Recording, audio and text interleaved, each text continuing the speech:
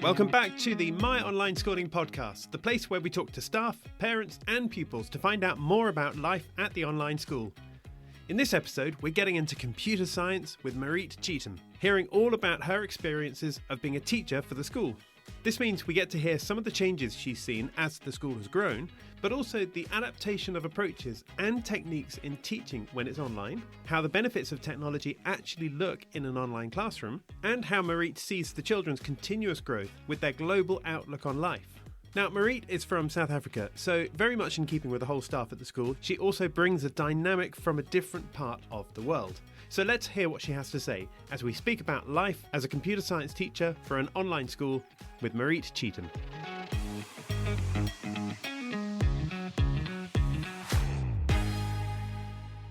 Mariet, thank you for being here and welcome to the podcast. How are you today?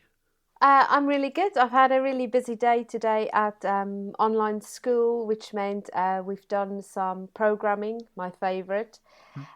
So, yeah, very good. Okay, excellent. And I'm picking up from your voice that you're not from the UK. Can you just tell me a little bit about where you're from originally and where you're living now as well? That's correct. So, born and bred in South Africa in a beautiful part of the world called the Free State. You'll go there if you're into sand, a lot of sand. I've never seen grass until I moved to the UK. Oh, wow. Gosh. So that was the most green I've ever seen. Currently finding myself in West Yorkshire in a town called Brickhouse, famous for their Brickhouse and Rastrick brass band. Okay. Like I said, beautiful band. Don't go and see them in a confined space without any ear protection. I'm going to have to check them out now in that case. And how did you end up going from South Africa to West Yorkshire? They're very different places. Oh yeah, very different. My sense of adventure, I am one of those people that quite likes a journey. I enjoy trying new things. So the obvious thing for me was to come to England after studying in South Africa and just try new things out. And landed up in West Yorkshire, which is a beautiful part of the UK. But if you're a runner like me, it's quite hard work. Right. Because of hills, I guess? Oh, yes, hills. And I am a southern softie. Anything below 25 is freezing. Yet you're living in England. What's that all about? Yeah. I didn't realise it's going to be cold all the time. I thought you do have a summer, but apparently not. No, absolutely. Okay, and when did you end up in the UK and what were you doing before you came to the UK? So in 2005, I arrived in the UK in the February. It was absolutely freezing. I had that moment of Cool Runnings where you put on your all your clothes. That exact moment is how I looked when I arrived in Heathrow. So I opened the door and was absolutely freezing.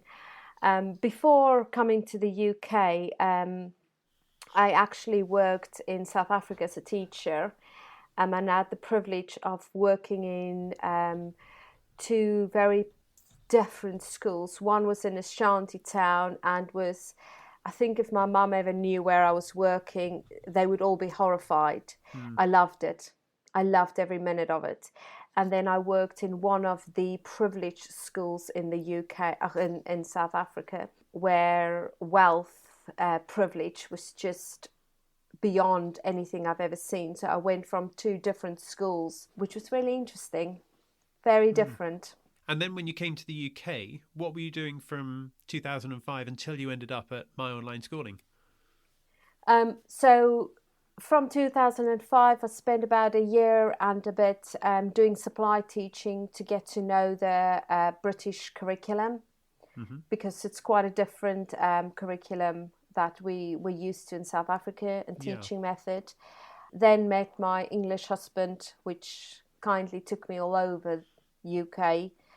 And then worked in a variety of different schools. I've worked in mainstream school and I've worked in private and independent schools. And then arriving at My Online Schooling in, was it the summer of 2018? Summer 2018. Okay, so you've been at the school for quite a while in that case. Yeah, and you've probably seen some changes while it's grown in that time as well. Yeah, it's been really exciting to see where we start. I had the privilege of having a chat the other day again with Tom, and it's been a while since seeing, we're so busy. But when we were talking about how we started and actually why I joined the school, it was really, really nice to see the changes and see how we've grown and gone from strength to strength. Yeah. This is Tom Crombie, CEO of My Online Schooling, of course. And at the time when you joined back in 2018, roughly how many pupils were there at the school then? Oh, that I can't remember. I just know that our classes were, we had 2 or 3 students per year group, and very quickly from the September to the January, the classes just kept on growing and growing and growing. Yeah. So not as many as we've got now. But growing through to healthy numbers, I imagine, as opposed to having small numbers, and healthy in a good way, in that they grew to a size that's optimal for class learning, as opposed to growing to be too large. Is that right? Yeah, I think it was quite nice because for us we started. It was so in the beginning of MOS's journey, so we all learned with the kids, and it was a different mindset for me as a mainstream teacher coming into this controversial online learning. So yeah, the groups was small to start with, and now it's really nice, manageable. I know my students, people sometimes say that it's not the same as having the kids face to face. It is for me. I had to say goodbye to some of my year 11s that will be moving on. We get into that process where some of them would stay with us, some of them would be going to college. And I'm just as sad as I would have been in a mainstream school. We've done a journey with these kids. Yeah, yeah. So what was it that took you then from mainstream school, bricks and mortar school, I should say, into the world of online education?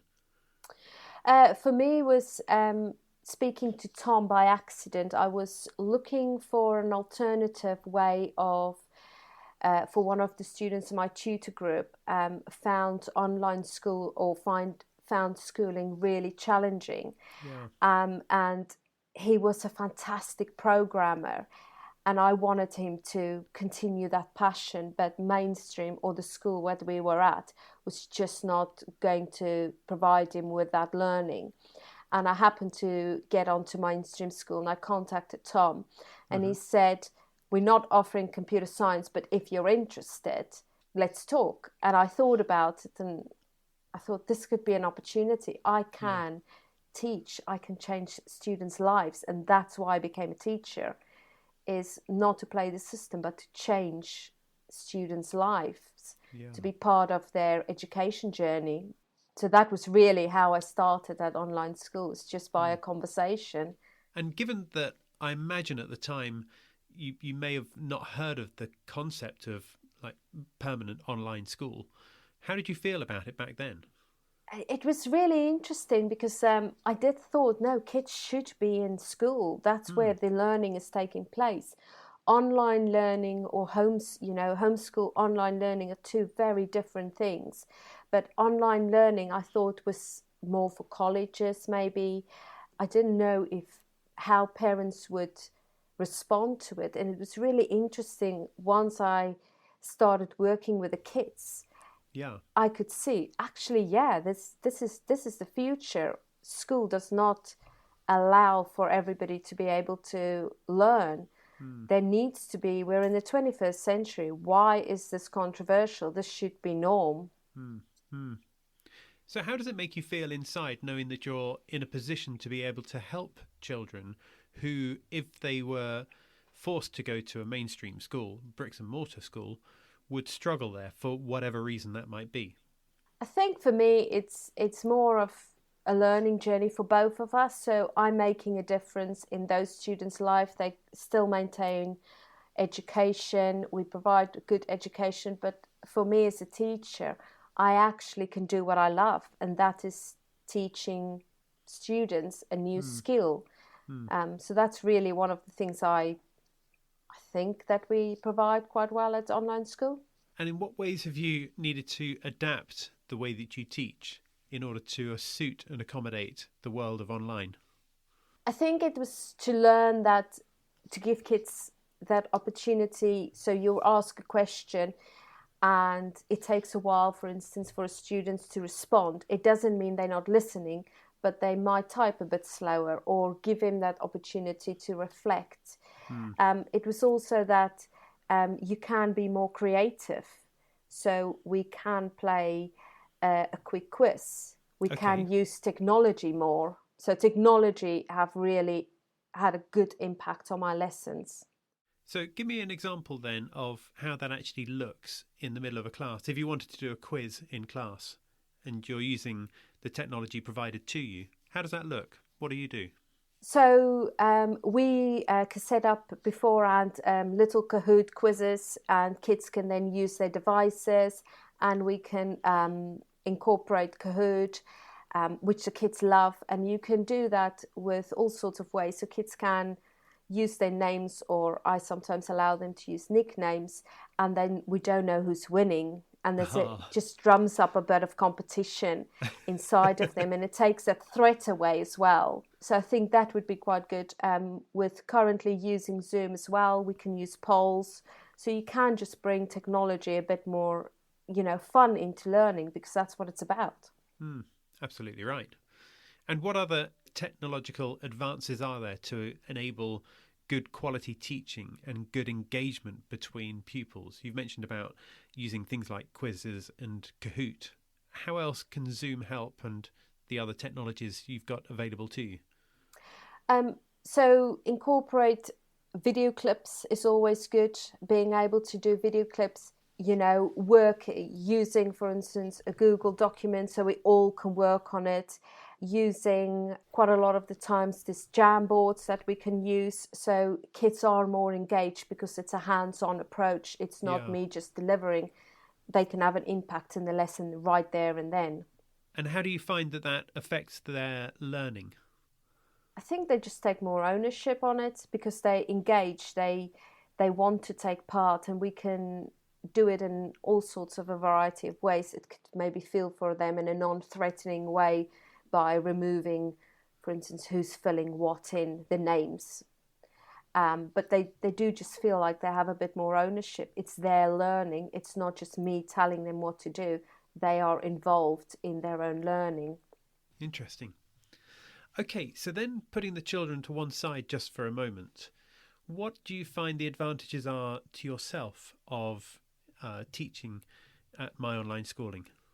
The flexibility. I think one of the biggest things is the flexibility, not just on being able to work anywhere within reason, but the flexibility on how I can incorporate the curriculum, how creative I can be when I plan my lessons. I'm not restrained by corporate what we have to do. So it's, for me, it's quite a lot of the creativity, but also the flexibility. We work with the most amazing young people. Do you find that there are other benefits of working with My Online Schooling? I'm thinking about things like the lack of needing to commute to and from school. And actually, on that note, given the fact that the children don't have to commute to school either, then thinking about the environmental benefits as well. I think that's definitely a bonus, is the fact that there is no commute. I am in my office, which means there's no time, there's no time wasted on traveling. I can just get on with my job. There's no snow days. So this year, when the schools had snow days, we build a snowman as you do. So celebrate it by programming a snowman. So we still managed, I managed to build a snowman without getting cold, which is my kind of snowman.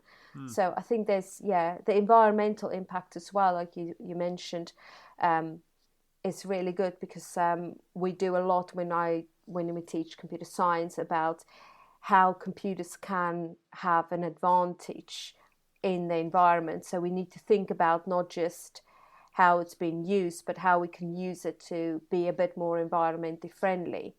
when kids ask, why do we need to learn to program that? Well, maybe you can create an app that can help us to recycle better or cut down our carbon emission, that kind of things. Yeah. So I think the environmental impact is absolutely huge. Mm. And it is nice not to have to travel. The kids, they just show up. Yeah. It's lovely. Anywhere in the world, I can ask the weather. I like that when the kids join, especially from different parts. If they're from South Africa, is it sunshine? How warm is it today? So I do ask a weather report at the beginning. So I've become really British. So tell me what some of the countries are that the children are from. So currently, I obviously teach a few from South Africa. Mm-hmm. I've got quite a few from Dubai. I have a few from Saudi. I've got quite a few from Europe. So all over. Last year, I was teaching a boy in Australia, which was quite an interesting time zone difference. Yeah. I would say good morning, and he's like, yeah, that's good evening already for me. Wow, yeah. So it is really nice to hear all about the different countries and then learn more about it, the culture impact. Yeah. So it's really interesting to learn about their upbringings and where they found themselves. Mm. And in what ways do you see that changing their global outlook on life, given that they're in education with children who are from different countries, but also actually in those countries right now?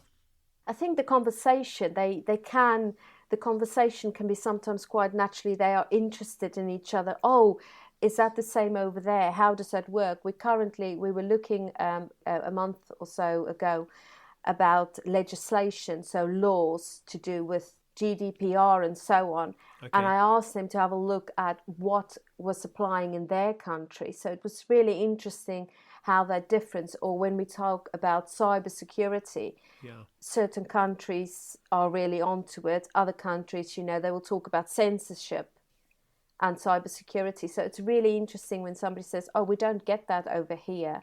Why not? Oh, because it's censor. What do you mean? What is censorship? So naturally, by them asking questions or talking about their environment, it opens up topics. Of course, yeah, of course. I've got a couple of quick questions just for you now, nothing at all to do with my online schooling. Tell me one of the things that you miss most of all about South Africa. Apart from the weather. I'm going to not allow you to use the weather. Family and food. Family and food. Family and food. Okay. And when you say food, what kind of food are you thinking about? Oh, fruit and vegetables. It's just so much nicer. It just tastes different. Oh, really? Yeah. It's seasonal. We don't buy things that you buy oranges in the winter and strawberries in the summer. So fruit and vegetables, yeah. And do you find that there's less of an expectation of just being able to go to the store and pick up whatever fruit and vegetables you wanted to, regardless of what time of year it is? Maybe. I think we fully we like the fact that it's grown home. It doesn't travel as many miles. Yeah. You coming from a farmer background, you supporting your local farmers if you shop if you buy locally produce. Yeah. Where imported, you don't. And then if you were to travel back to South Africa now, what's one of the things you might miss about West Yorkshire? The hills, sadly. The hills. I know. There is nothing as beautiful as going running on the moors, and when you finally manage to make it up and you can just see, you're standing on the top and you just see this beautiful green scenery. So definitely the scenery. It's absolutely gorgeous. Yeah. No, I'm sure it is. And one last question. If you think back to any music concert you've ever been to, which band would you say has been the best band you've ever seen? Oh, Bon Jovi. I loved him from the age of 15. Favourite Bon Jovi song? It's My Life. Okay, good song. Very good song. There's two different versions of that, of course. There's the original and then an acoustic version, isn't there? Yes. You'd go for the original? I like the acoustic one as well, but yeah, the original. Yeah. No, they're both good songs and clearly a great band there as well. Yes, I was privileged enough to see them in Madison Square Garden. Oh, very good. When was that? That must have been 2000. Where are we? We're in 2021. So 2011. Okay, 10 years ago. Gosh. I know. Last 10 years have gone by very quickly, though, haven't they? Yes, absolutely amazing. We need to bring this episode to a close in a moment, but for anyone who's heard anything and maybe wants to follow up with a question, what's the best way for them to get in touch with the school? Via the school website, I'm assumed. Yeah, so best place to get hold of them is www.myonlineschooling.co.uk.